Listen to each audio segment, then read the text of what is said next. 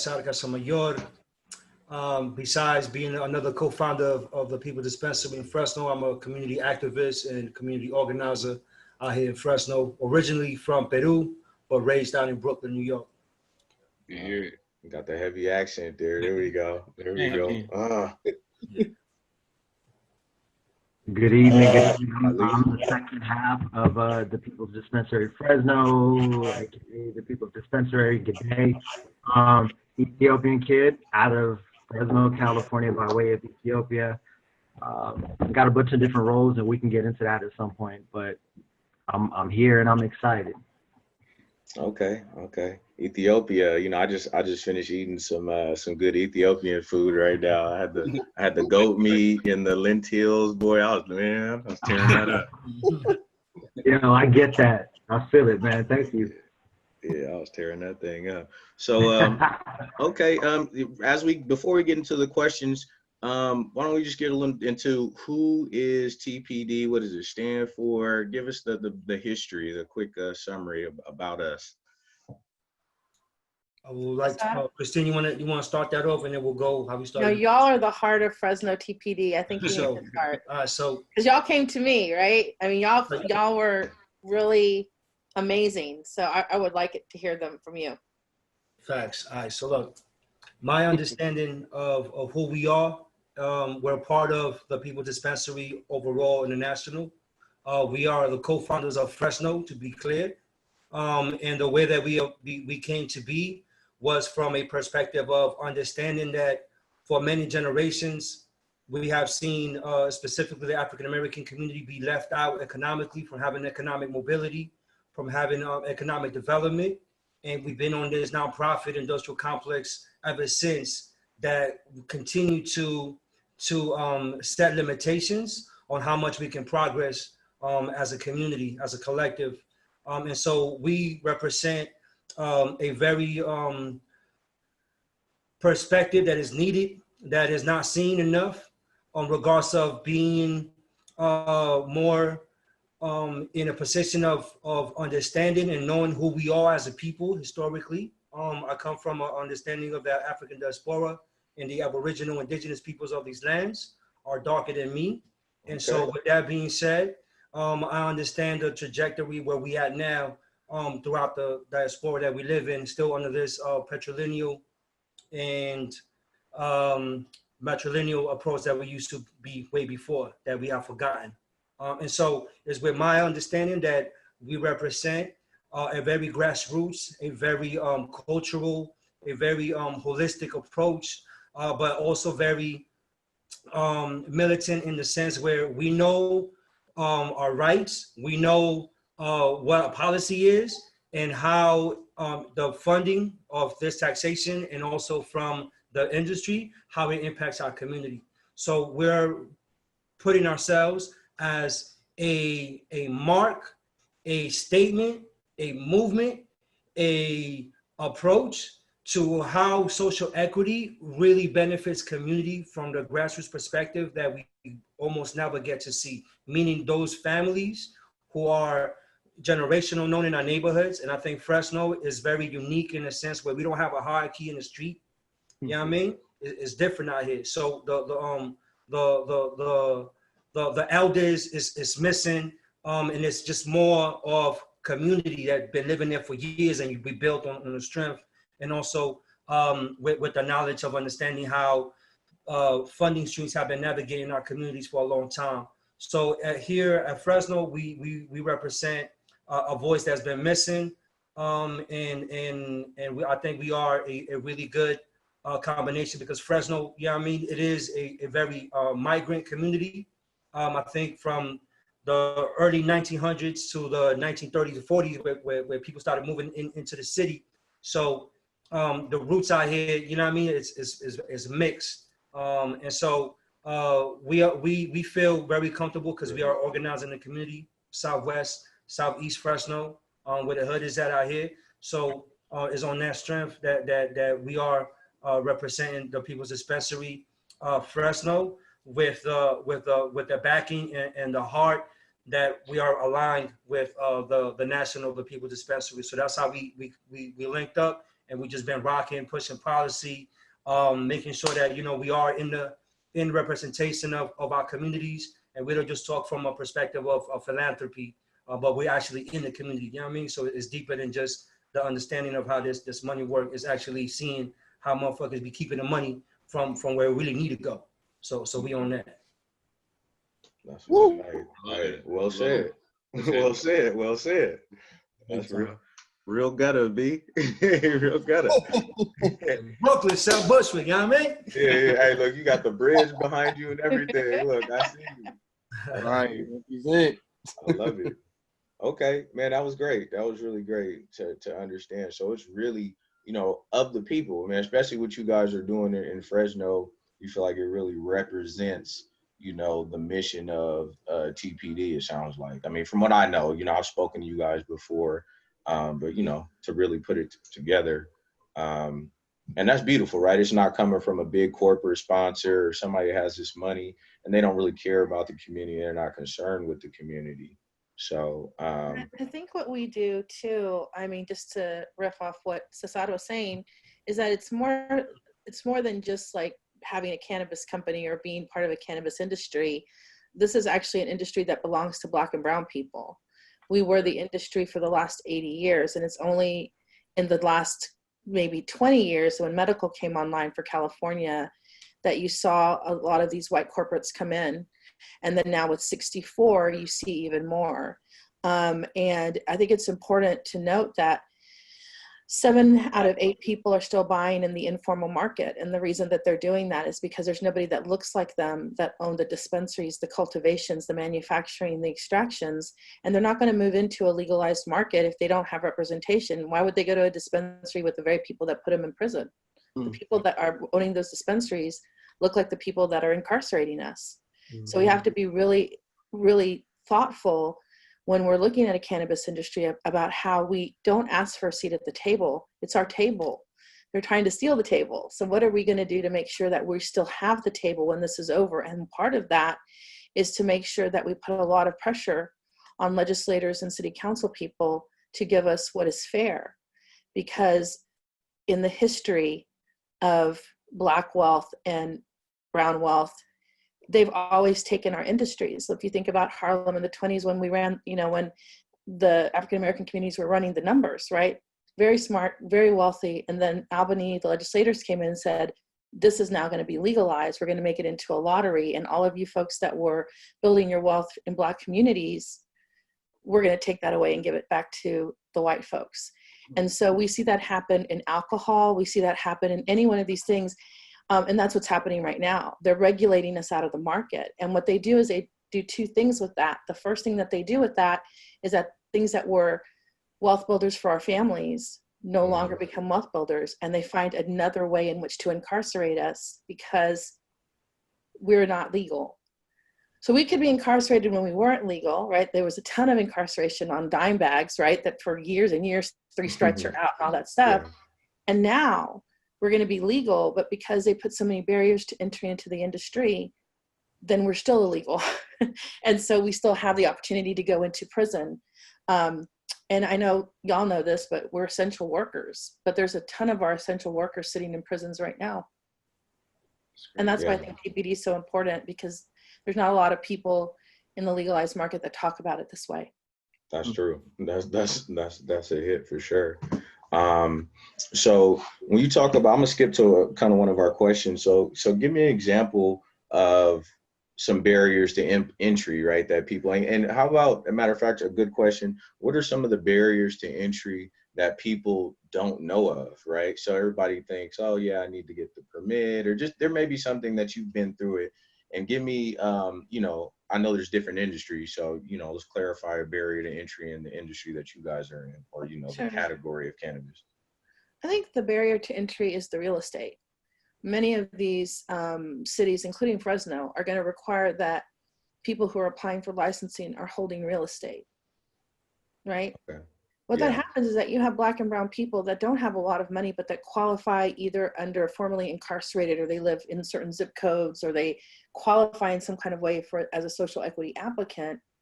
But in order to even apply, which can cost anywhere between $25,000 and $35,000, just for the application, not for the permit, just to apply to get that. It can be upwards of that, right?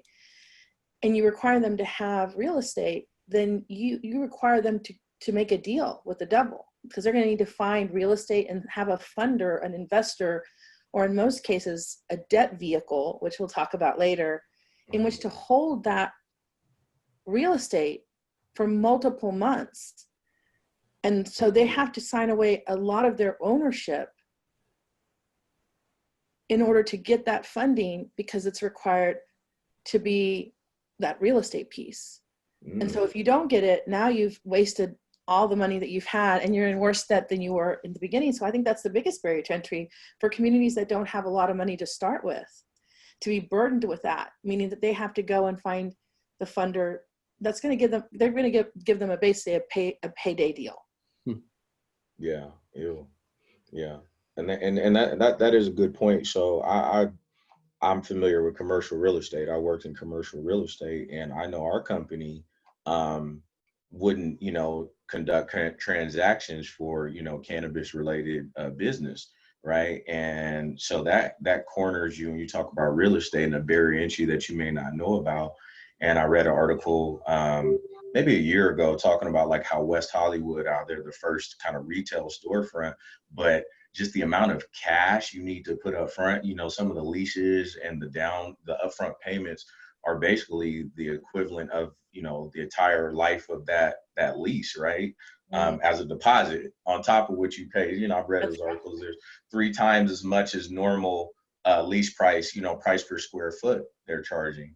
So that's a lot of capital, right? That's real estate. Even if you have the capital, that you have to jump over an extra mountain to acquire, right? Yes, totally. So, I think that was a great one. They have pre-approved like spots here in San Diego that you can get into, but the prices for those are crazy too. They have some kind of structure set up for it. Obviously, it's not for anybody to just walk up in there and get a spot, but they're making them wait slowly but surely. But everything is definitely taxed too high for it though. Yeah. And so if you were to get one of those places, and you had a backer, you had somebody who was an investor, the deal that you'd probably get, and we see this a lot in Los Angeles, is that they're going to be like, okay, we're going to give you a debt vehicle, basically a loan, and we're going to give you $2 million. And here's how you pay us back. When the dispensary is up and running, or the manufacturing is up and running, you're going to pay me 13% on that $2 million until you pay that $2 million. You're going to pay back the $2 million plus 13%. And you're going to pay me 15% every quarter of your gross receipts, not your net receipts, your gross receipts. So that's before you take out any of your costs. And in some cases for cultivators, they're also requiring an $800 payment per pound that you sell. Wow. Wow. And that's some of the deals that are happening right now in Los Angeles for people of color. Yeah. Because you have to have a social equity applicant to get a license, but that doesn't mean that you have to make sure that they can own 51%, which is the requirement. I don't know if that's the same in San Diego, Tay, but you can own 51%, but if your debt is so big that you will never, ever realize 51% because they've taken it all over the last 10 years, you'll be exhausted. Yeah. And so these are barriers to entry. I mean, these are the barriers to entry to make sure you don't get into one of those payday deals that they're offering Black and brown people. That's some good insight. I appreciate that too. Mm-hmm. Oh, that was very good insight. Good insight. I want to add one thing in regards of the barriers that I think we tend to continue to make mistakes, which is ourselves. We tend to not be able to come to an agreement on how this impacts our community, on regards of how do we hold accountable those organizations, for example, like the Capital Access or other type of foundations that give out loans for small entrepreneurships. How is it that still we continue to allow for a minimal percentage of our community to dictate to everybody else, it's going to be cool, it's going to be cool, I'm going to help y'all out, let me get in position, I'm going to help y'all out. We continue to have this, and I think one of the barriers is that we have allowed for this nonprofit approach, those who are in relationships with city council members to continue to dictate what are the immediate needs in our communities and how we approach organizing our neighborhoods, where we are continuing to select somebody that we don't really truly believe in, right? In regards to like who represents us. So I think that's another barrier that we're hoping to figure out, because money talks. And if we are able to set up a structure where we can have real sincere economic development go to communities that we know and hold accountability better than allowing for outside foundations, outside companies to regulate or have a say so, I think we'll be able to have a better a way of inclusion into the industry. That's a very fair point. I swear it is.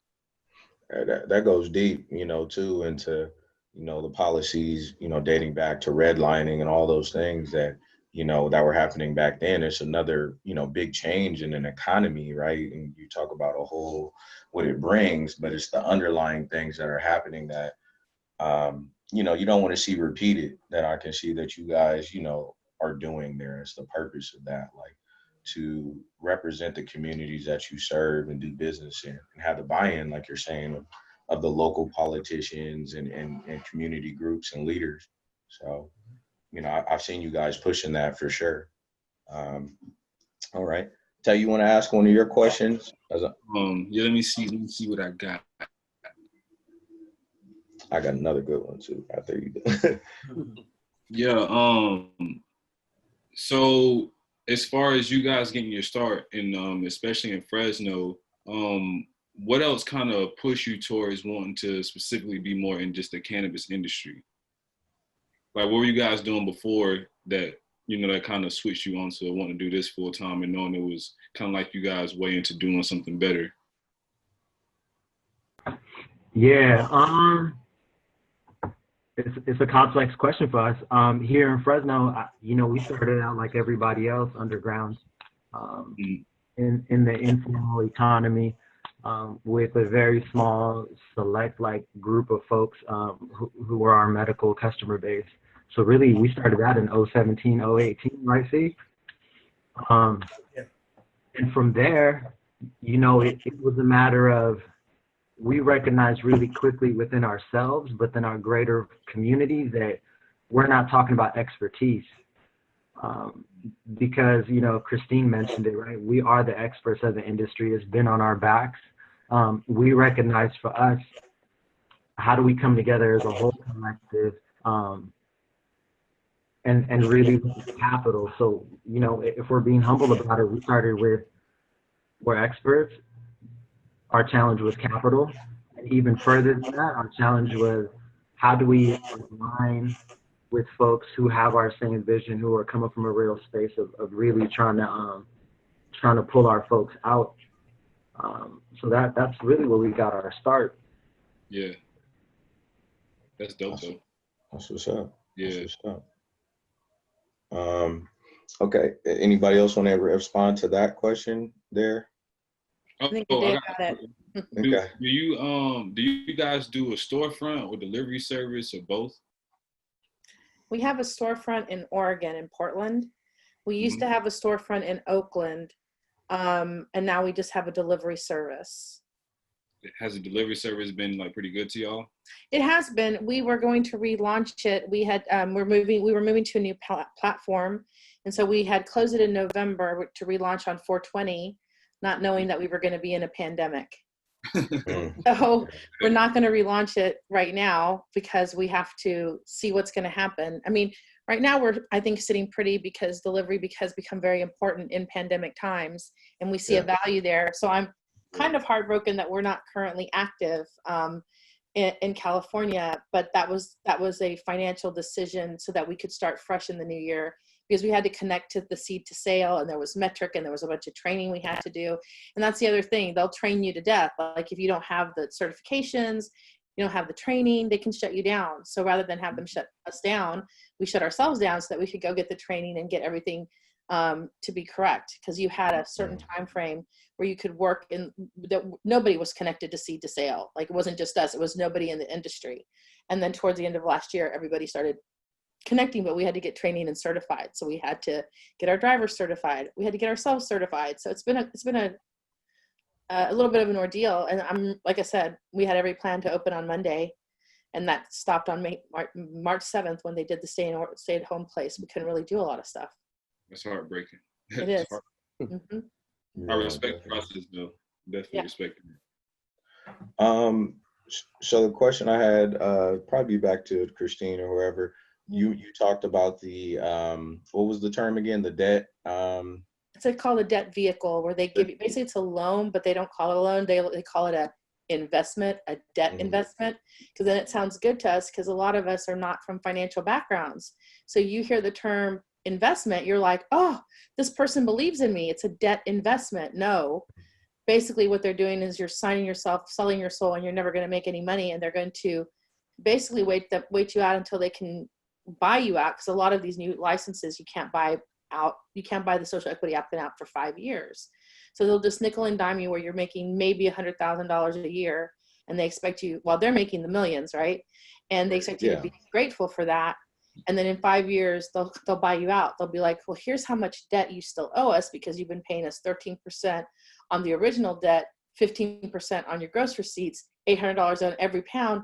So in order for us to clear your debt, we're going to do this great thing for you and pay you for your 51%, all this debt you owe us, plus maybe 100,000. And you should be grateful, because at least you don't owe us millions of bucks. Yeah, exactly. Even though you've been making millions of bucks for the last 5 years. Exactly. There you go. Okay. So, so that led me into a question about like tax implication, and just, you know, obviously we think, you know, people think, oh, you get into it and it's just, you know, hand over fist, you're rolling in the dough, but really and truly it's small margins, right? Because of all of those things that you talked about, the taxes, the taxes and the fees and the taxes on the fees, right? Yeah. So how do you maintain that, you know, and push through, right? What are some good tips, or what is, you know, how do you maintain, I guess, running on those low margins and, you know, the reality of the business? Prayer. Right.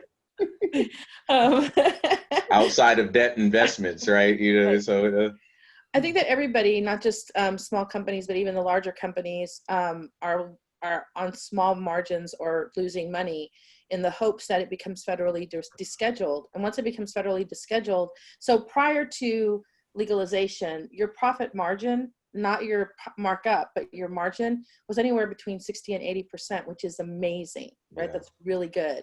And then once you became legal, they went down to like 6%. And so the reason that everybody's out here spending all this money for 6% is because there is an idea that 6% is because of the 280E taxes that the government puts on Schedule I drugs, which basically means you really can't make any money, because you don't get to deduct any of your deductions, like your rent, your like all that stuff. You don't get to do that. So basically you're paying taxes on as except for the COGS, except for your cost of goods, you're paying taxes on everything, when you shouldn't be doing that. So a lot of people, including us, are just kind of holding out for it to be descheduled, federally descheduled, so that the 280E exception doesn't apply to us anymore. And then we will see our margins go back up to probably between 40 and 50%. And so that's what everybody's waiting for. That's why you have all of these people with tons of money just buying as much as they can right now and losing hella money, in the hopes that that all comes back when it's descheduled. So that's what we're all waiting for, including us, even though we're small. Anybody small to big is waiting for that. Yeah. Because then it's a windfall. Yeah. Then it's a Google. Then it's a Amazon. You know what I'm saying? So it's hard. Like you're not going to make money in the time you're not going to make hand over fist. Even if you make a lot of money, most of that's going to go to the IRS.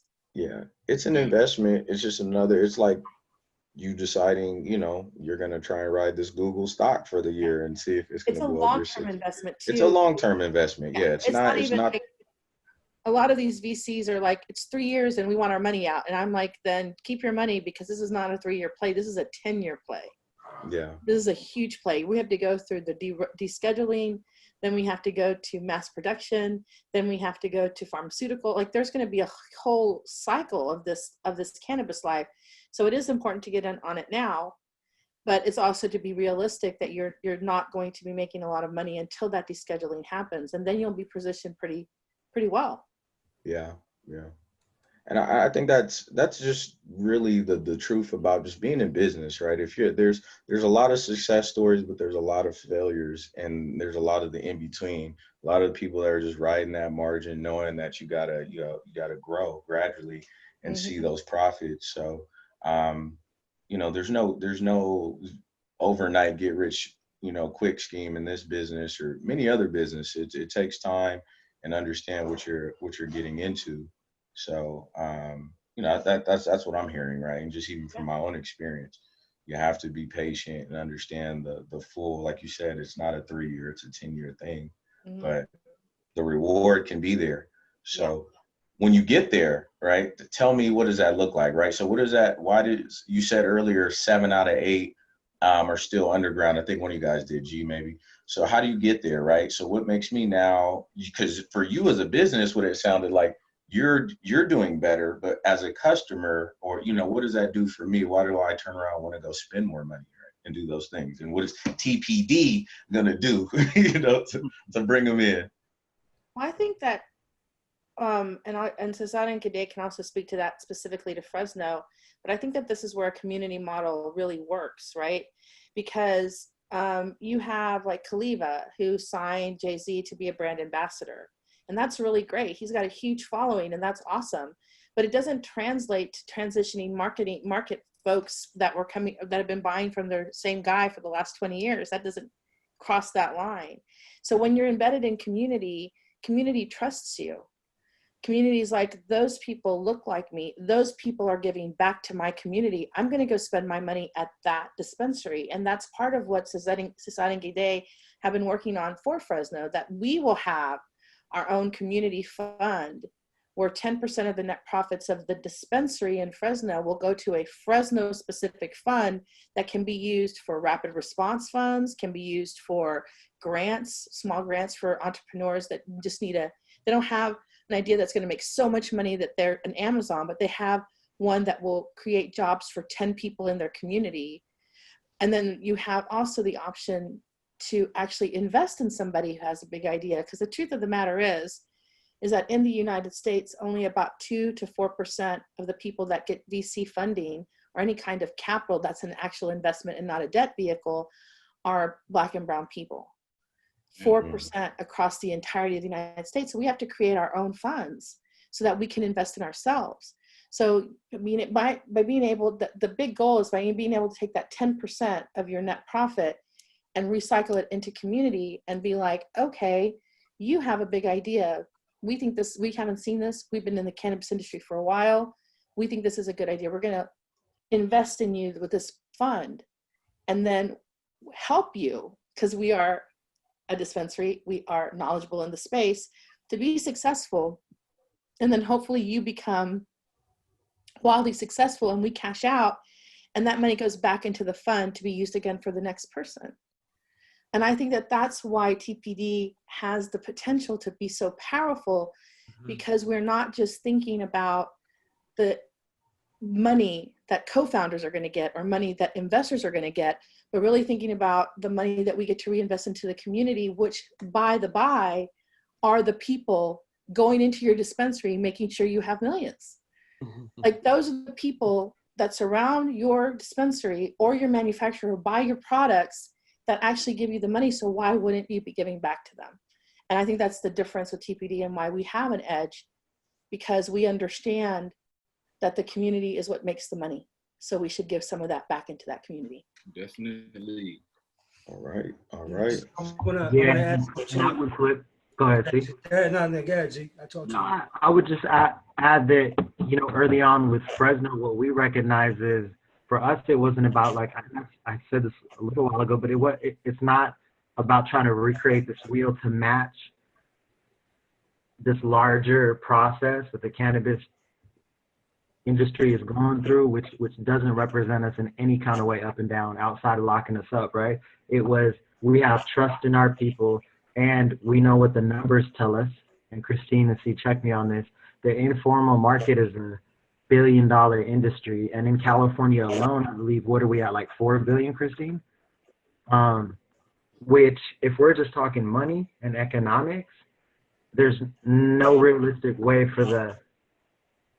for example, Fresno to curtail the informal market, the black market, the way they'd like to, without like trying to create a pathway for us in. And early on, C and I recognized that just with the circle that we have, in saying that, yo, listen, like, we get the market, we understand it, right?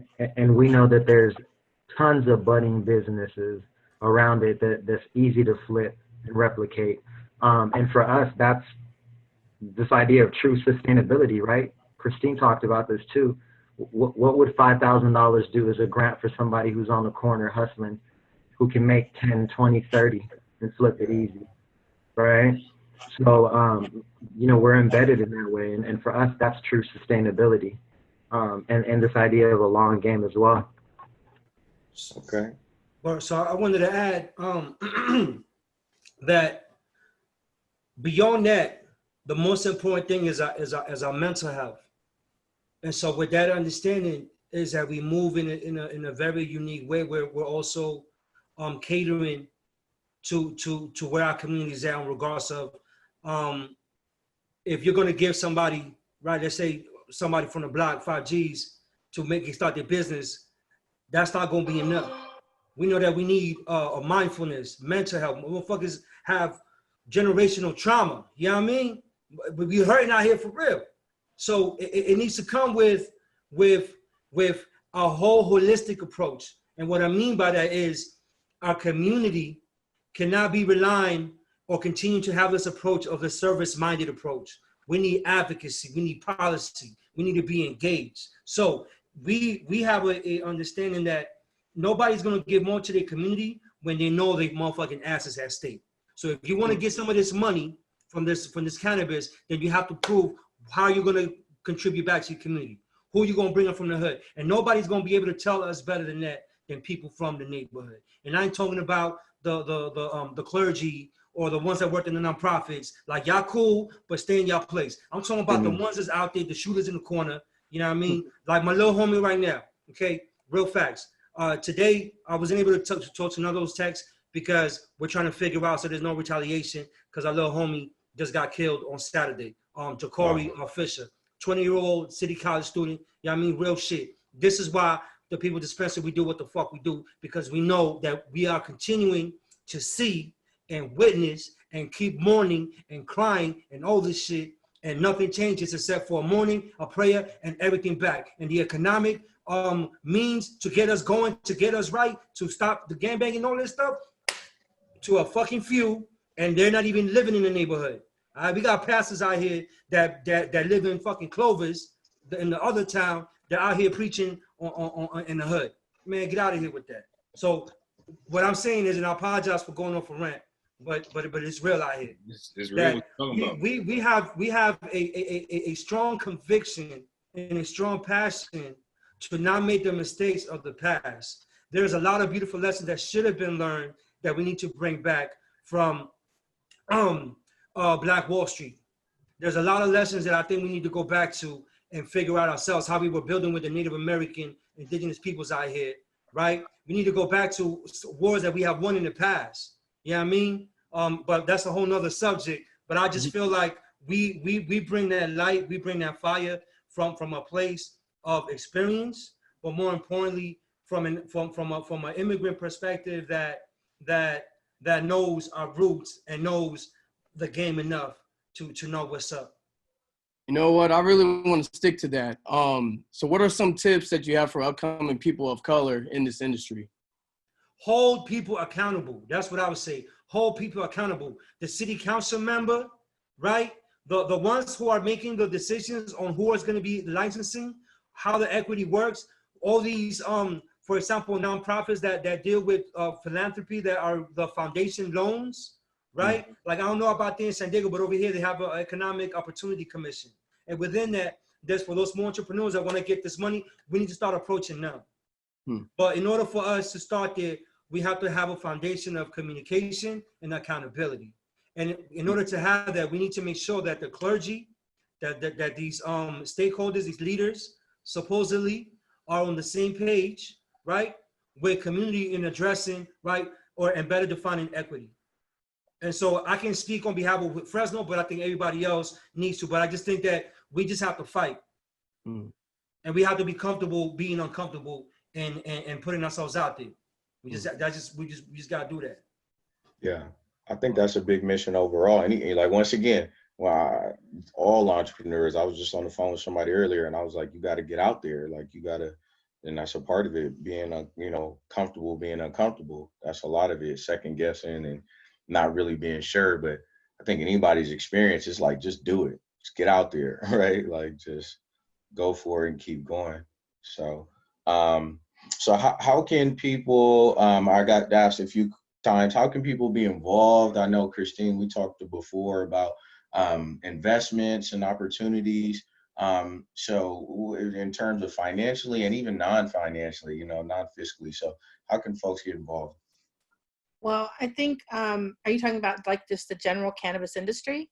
No, with you guys. Oh, This is okay. you guys, with you guys. Yes, sorry. They can always send an email to schedule appointments with any of us to talk more in depth about the People's Dispensary and what our mission is, and what kind of fundraising we're doing. We're currently in a fundraise for Fresno.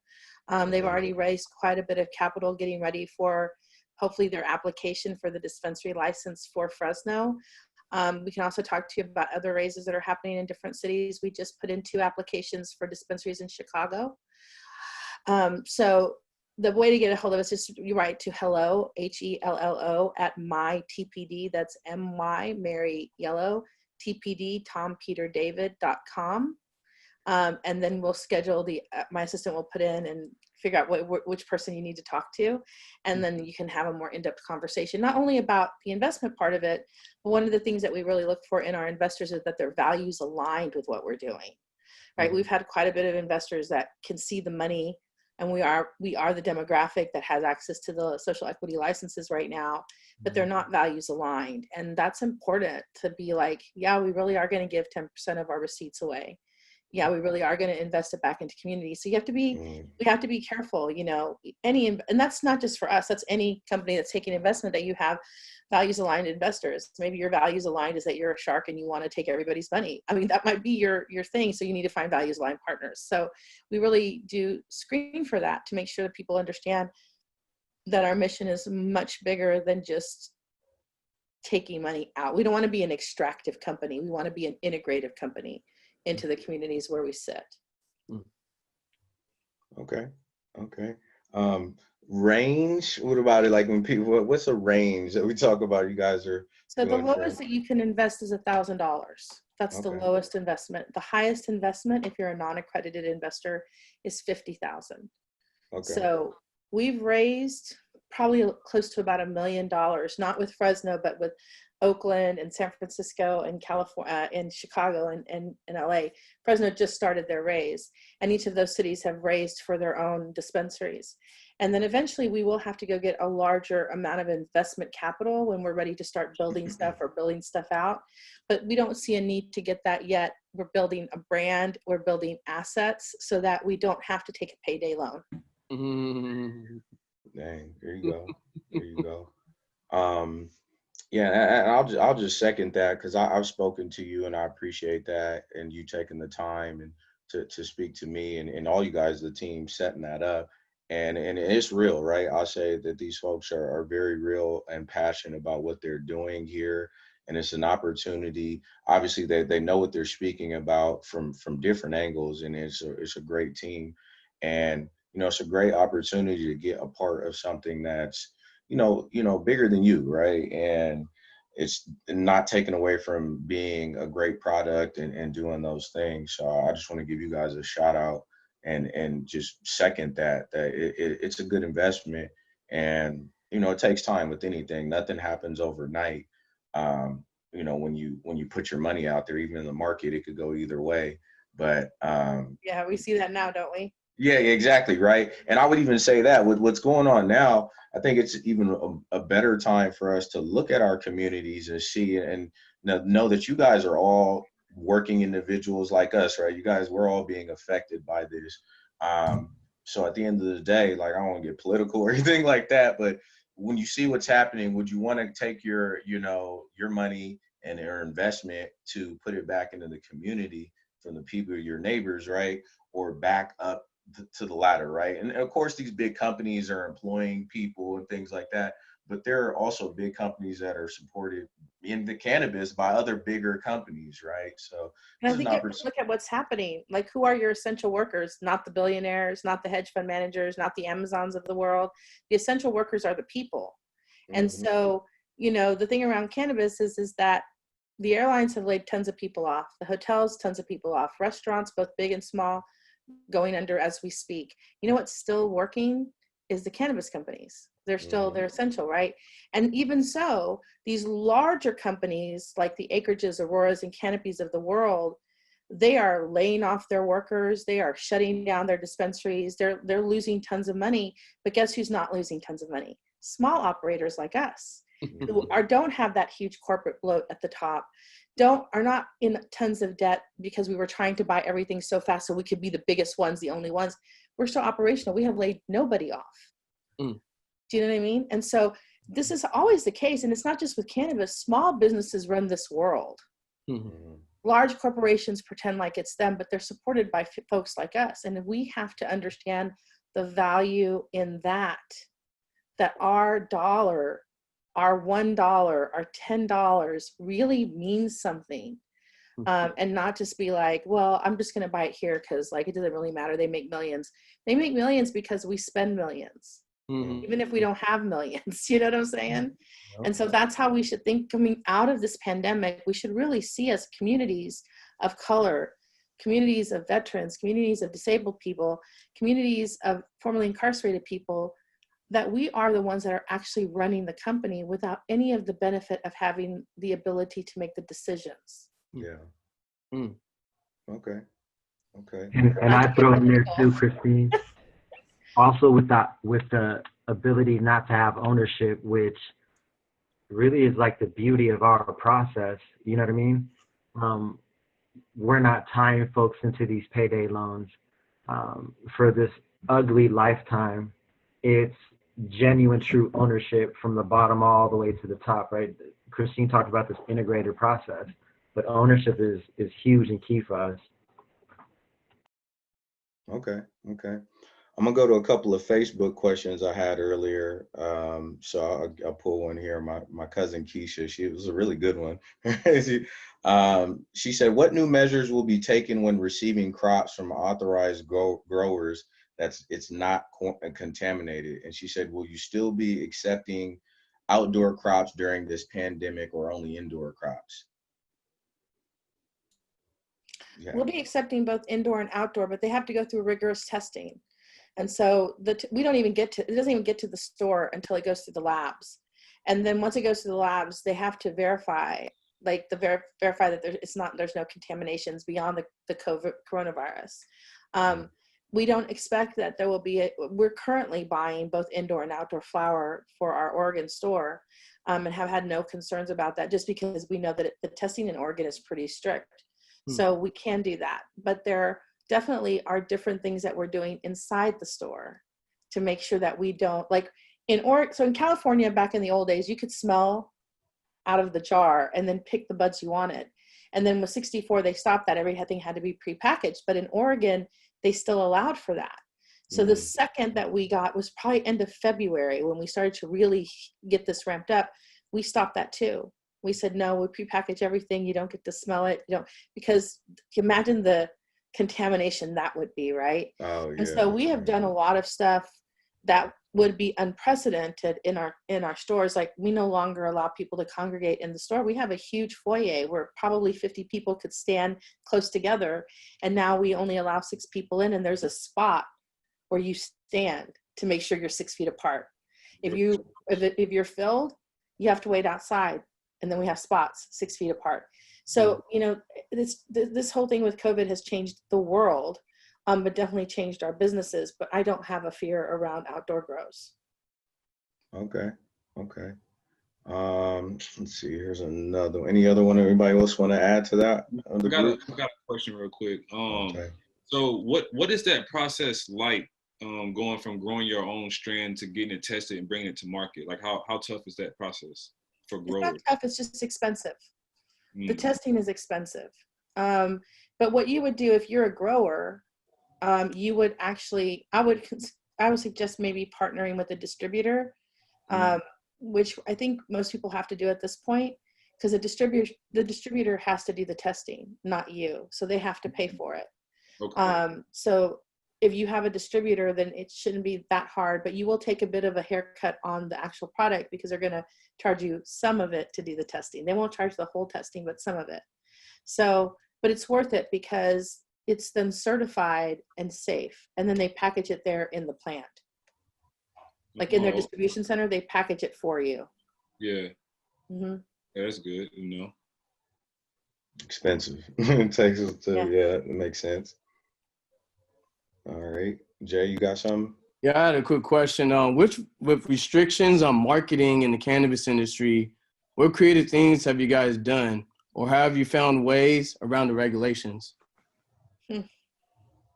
This is such a pain. This is such a heartburn because, you know, I've had other companies and it's been so easy to just get my social media and buy the Facebook ads and do all that. And cannabis is just a nightmare. You can do some SEO stuff on your website, but pretty much I can't buy a single ad on Instagram or Facebook. They will deny me every single time. Oh, really? And yeah, they will. In Oregon, if you post like a sale, like if I wanted to post 420 sales,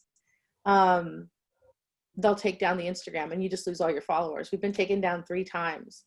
Sometimes it's just petty, like somebody's reported us. Sometimes it's because we did something wrong that we didn't know was wrong. So we really haven't gotten around it. It's really old school still, like old school, like sign up for our newsletter, you know, or, you know, sign up for our text messaging. Like it's so old school. It just drives me crazy because I'm a tech person and, you know, I want to look at my insights and it's terrible. I think it's really, really bad unless you're a big company and you can afford to, like, I don't know, pay for a Super Bowl ad. That's different. But traditional marketing that would make it easier for small entrepreneurs to get their brands out is just a nightmare. And we still fight with it every day. Like even today, we had to redo all of these ads because the new graphic designer for the company didn't know that they couldn't put 15% off or 30% off. And who doesn't want to say 30% off of vapes? You want people to know that you're doing 30% off vapes for 2020, you know? It's just annoying. So we had to be like, big sale, go to our website. But you know, you lose so much in that conversion. Yeah. Do you guys do billboards or is that a thing? We don't do billboards because they're so expensive and we're a small company. So like we really, like if you're a small company, I'm sure you guys know because y'all have had companies or worked for small companies, or it's guerrilla marketing for us. Like that's how we do it. Like it's really that whole kind of on the ground, grassroots, handing out flyers, doing Instagrams, doing lives, all that other stuff. So like print ads, newspaper ads even are ridiculous because they charge cannabis companies so much. And if you're a small company, you don't want to waste your money on an ad that maybe somebody who's interested in cannabis will read. You want to spend that money to make sure you have the best bud in your store. Because people are going to come to you word of mouth. Yeah.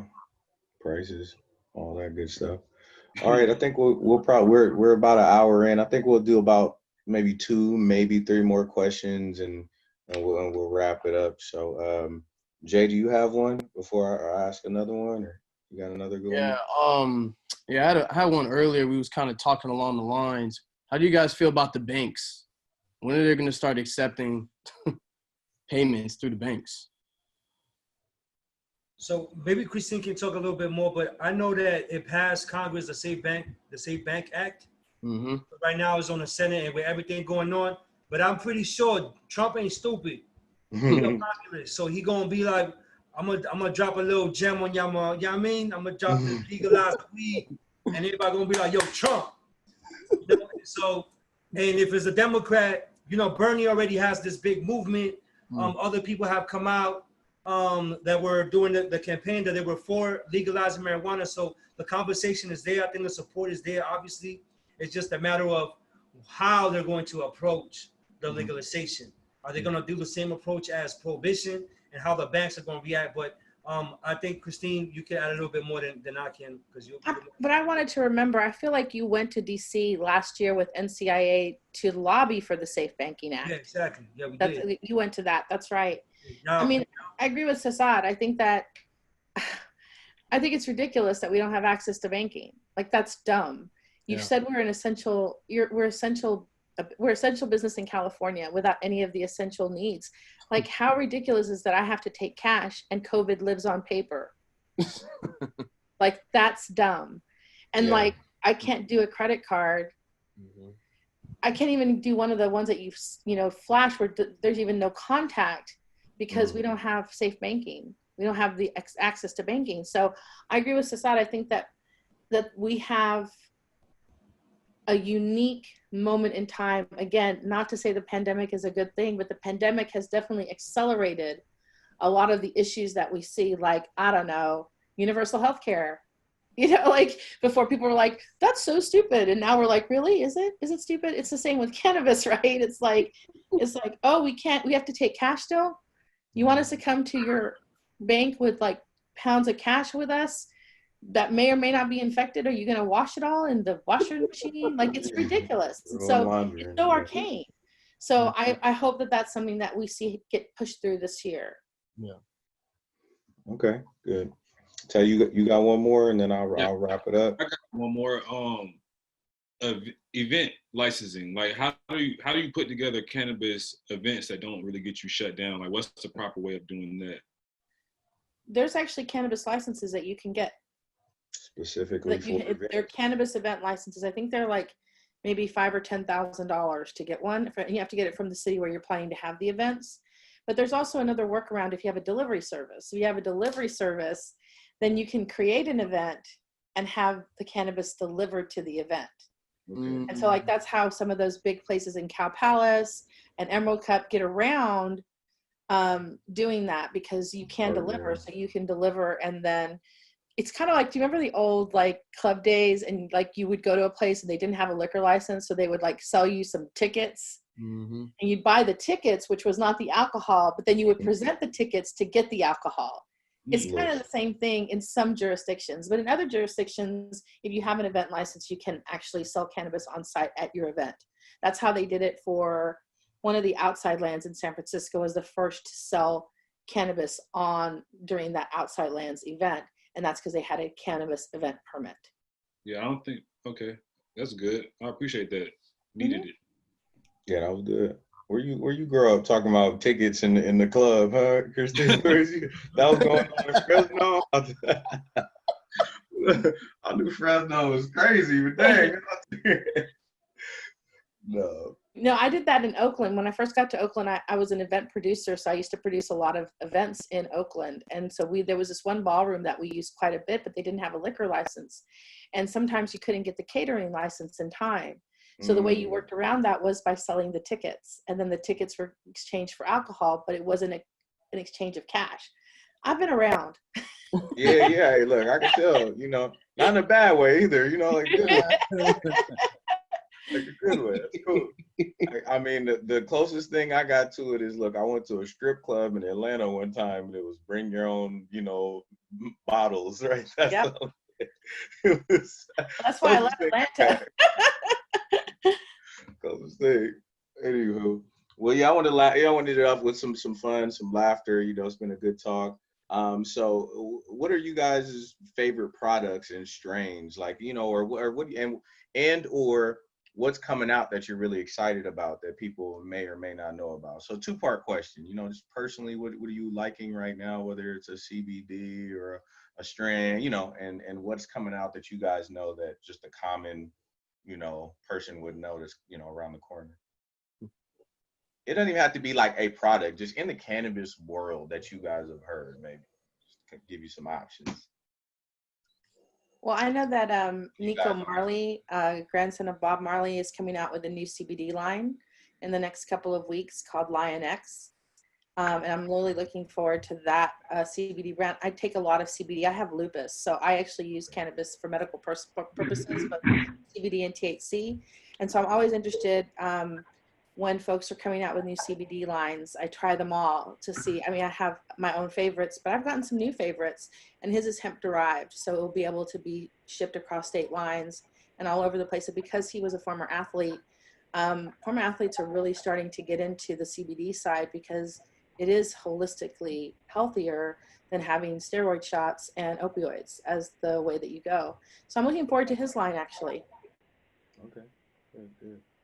Yeah, I'm co-signing Christine in the sense that I'm excited to see where CBD goes. CBD. A huge market, obviously. And, you know, not everybody is into the medical rec piece, but CBD is across the board. So I'm excited for that. I'm actually excited to see where, like, the tech end of cannabis goes as well. I think that's going to be a huge market, you know what I mean? And I think it already is. So I'm excited for that. In terms of cannabis, I'm just a classic dude. So I like my OG. California, straight up. There you go. Yeah. Okay. Well, say sorry. I've been seeing out here in Fresno cookies, man. This guy burning out here is just everywhere, bro. Cookies. Oh yeah, burner. I don't know how it is out there where y'all at, but out here in Fresno, cookies is like the weed of choice. I'm from New York, so you know I like that purple haze, and I like that drum. So that's how I rock. Nice, nice. Nice. That's always. Yeah. Okay, good to know. Good to know. And the technology, I'm thinking like, so you said we're gonna have like drones dropping off packages soon, or what? I mean, is that coming around the corner? We're doing 6 feet social distance. I don't see. I can see why that would not be in the next wave. Yeah. You never know. And on the real, I think that's. Go ahead. I'm sorry. What'd you say, G? No, I just think it's the beauty of our industry. There's so much creativity and outside the box thinking that it's literally sky's the limit at this point. You know what I mean? Yeah. Okay. Good. What about you guys though? Like, what are your favorite products? Man, you know, I'm trying to get a job right now. I don't know what y'all talking about. You ain't about that cannabis life. I see. Yeah, I don't know what you're talking about, ma'am. Got him. I mean, I've heard of, you know, the sativas. I've been more on the sativa side. You know, I think the green crack. I think that's a sativa. That one. Yeah, it is. It's a really good sativa. Yeah. That one's been pretty cool. Mm-hmm. But you know, I like the CBDs are cool. You know, I bought like some creams, you know, from like my knees, and you know, I've played a lot of sports in my life, so putting them on my joints now. Like you said, instead of the steroids, you're perfectly right. Like athletes and things like that, and former athletes are going more toward the CBD and THC side to heal and recover the holistic way. So you know, I would put myself in that category. What about you, Jay? We'll go to Tay last, you know, because Tay. Yeah, CBD is nice. It makes me feel good. It makes me sleep better at night for sure. And then I've heard of I think it's called like Good Times. It's a hybrid or Good Flower or something like that. Man, oof. That's all I can say with that one. And and then I like what is it called? Dr. Oz. You talk about the cookies, right? Yeah, I like those cookies. Yeah, those cookies are good. So yeah, that's where I'm at with that. What about you, Tay? Well, I used to be heavily into indica, man. I just like my chill vibe. But I've moved on to just strictly CBD and papers. I just want my cool health experience. I just like to, you know, just relax a little bit. So that's all. I like to keep my headspace wherever it's at. But as far as like my body, I like to calm it down. So stay away from sativa, only the feel goods. Yeah, but CBD really is good for that body high. Yeah, I love it. Facts. Good. Might have to take some recommendations. Good. Yeah, some great recommendations. So, you know, once again, if how can people find you? I know you mentioned the email earlier. If we'll probably get this and chop it up and do some video editing. So social media handles or anything like that, what's the Yeah. best folks? My TPD is pretty much everything. So if you put in mytpd.fre, you'll go to the Fresno Instagram. My TPD National is a national. So my TPD is pretty much, and you can go to mytpd.com and find all of our social media handles there as well. So you can follow us and do all that good stuff. And on Facebook, we're the Peoples Dispensary. There we go. TPD, the People's Dispensary. It's all in the name. It's there. And us as usual. You can find us on the Nesby Entrepreneurship SIG page on Facebook, Nesbypreneurship on Instagram and Twitter, right, Jay? They're both Twitter. We're also on LinkedIn as well. Once again, just trying to give everyone a different perspective, open up to new industries, new opportunities. So if you're an engineer, if you're a Nesby member, and you're interested in the business, hopefully this helped all you guys, and hopefully you guys can connect with this team and support my TPD, not even in California, right? Because I think somebody was asking about California. We are in California. We have a dispensary delivery. Yeah, and in Illinois, I'm sorry, somebody was just asking me about Chicago. Yeah, we just applied for 2 licenses in January. Perfect. So I'm gonna tell that individual, like, hey, listen to the video, watch it, and follow up, and you can because I want to say they were looking at investing or trying to do some business out there. So obviously, you guys all know something. You guys are on this next level over there. So thank you guys, everybody. Cesar, G, Christine, everybody, for taking the time. Stay healthy. I love the room back there, Christine, by the way. That's a real boss room right there. You got the you got the real. The minute that we realized that we had the stay-at-home order, I'm like, I better have a dope background for my Zoom meetings, because today y'all are my 11th Zoom meeting today. Oh wow, so yeah. I have to have that set up. You win the Zoom room prize right there. Tay, you second. That should be like a thing that should happen. Who wins Zoom room, right? Who has the best background per business call? Yo, I tried to get my Star Trek themed out Zoom room. I see. Brian gave me to laugh about it. I ain't mad. I'm trying to be somewhere tropical, man. I need to be. I'm usually in like Cancun or I was in Puerto Vallarta this time last year, so I'm trying to be in the sun somewhere. So. Well, yo, man, I just want to say thank you for the opportunity, brothers, man. Thank y'all for just allowing us to speak our truth and to be in the space with y'all and really share knowledge and hopefully if people really are questioning about the industry, me and Gade, we're very open. So Facebook, whatever, hit me on Messenger, and then we'll connect and we'll continue to build and figure out. Yo, peace out, key to my man out there in Chicago, brother Charles. Salute. I'm gonna hit you up after this, family. All right, man. I'm sorry to hear about your loss over there too, man. And hopefully you guys are safe and all that. Prayers up to everybody out there nowadays, and hope everyone stays safe and healthy and social distance and all that, so we can get back to normal. So stay tuned. We got a virtual First Tuesday coming up again, March 5th, right, Jaden? Yep. We're gonna do that. So May 5th.